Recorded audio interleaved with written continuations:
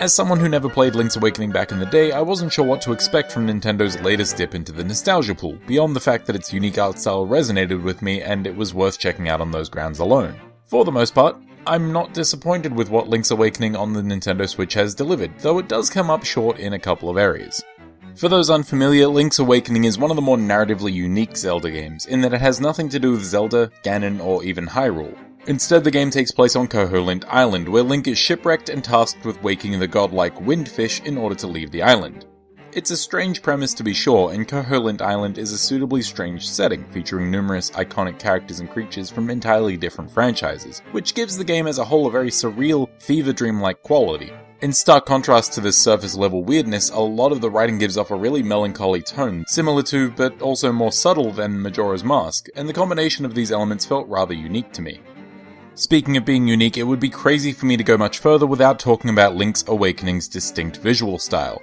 The character models and environments all have this almost plastic texture to them, and when combined with the game's tilt-shift effect, Link's Awakening looks more like a toy box come to life than a video game. It truly is one of the most striking and delightful art styles I've seen in a video game in a long while, and certainly makes it the best looking game on the Switch in terms of pure style. This is without even mentioning the traditionally animated opening and closing cinematics, which are visually stunning in their own way. Unfortunately, Link's Awakening does suffer a couple of frustrating shortcomings in this department. The actual tilt-shift effect itself is achieved thanks to a mild blur on the edge of the screen, and while this is necessary for the game's visuals to look as gorgeous as they do, if you're like me, you might find that the blur could induce minor headaches until you learn to ignore it. Less easy to ignore are the more constant frame rate drops that Link's Awakening experiences.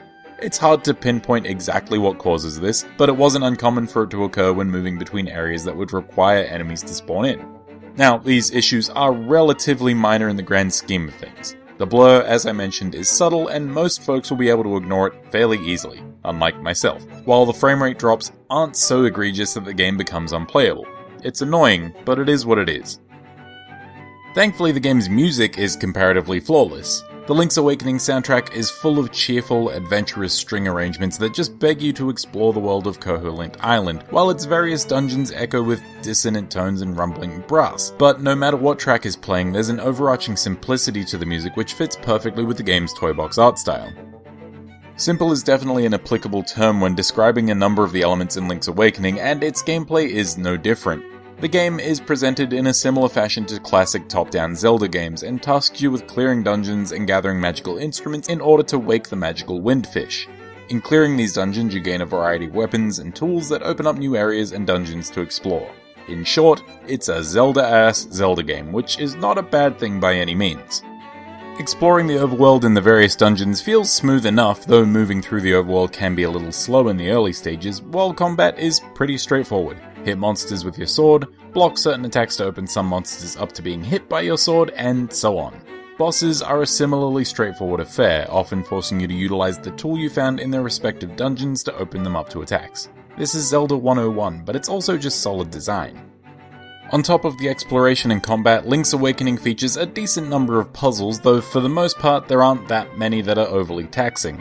Most of the game's tougher puzzles involve simply navigating its more difficult dungeons, which are usually made more complicated by the inclusion of side-scrolling platforming sections that don't show up on your maps.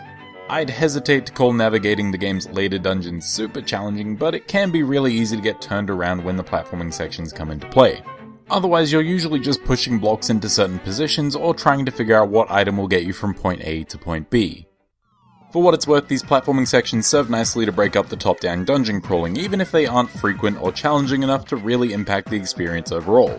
You're bound to encounter more platforming challenges in the traditional top-down sequences anyway, but they're rarely implemented in a way that feels challenging either. The same can be said of Link's Awakening's two minigames, the fishing and the claw game, as well.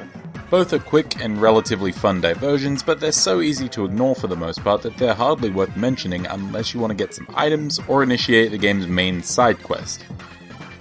Now, these are all elements that existed in the original Link's Awakening, but what sets this remake apart from the original? Well, it manages to bring a few quality of life additions to the table, as well as one entirely new feature. In addition to the obvious inclusion of an autosave function and a more hands-on approach to directing players on where to go next, Link's Awakening also treats its equipable items much more reasonably. Instead of forcing you to re-equip key items such as the sword, shield, Pegasus boots, or power bracelet, these items are auto-mapped to the controller after they're acquired. It definitely makes switching between items a much faster and more convenient system than in the original.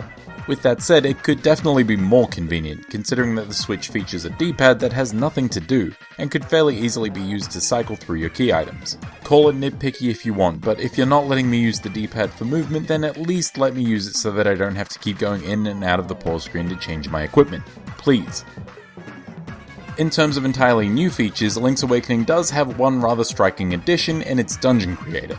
Basically, you collect dungeon tiles by exploring them in the main game, and this feature allows you to mix and match them to create your own dungeons. It's definitely a cool idea in theory, and if the idea of exploring these dungeons without any significant reward sounds like a fun time to you, then it's bound to provide some decent replay value. For my money, I found it to be a little bit on the shallow end, but it serves as a decent enough proof of concept for some sort of Zelda Maker game, which I'd be surprised to see Nintendo not make at this stage. With all that said, The Legend of Zelda Link's Awakening is good. Link's Awakening isn't going to surprise anyone who's ever seen a Zelda game in action before, but that doesn't mean it isn't an enjoyable game. It's simple, functional, and fairly rewarding, and I'd say that the game is worth buying on the quality of its art and music alone.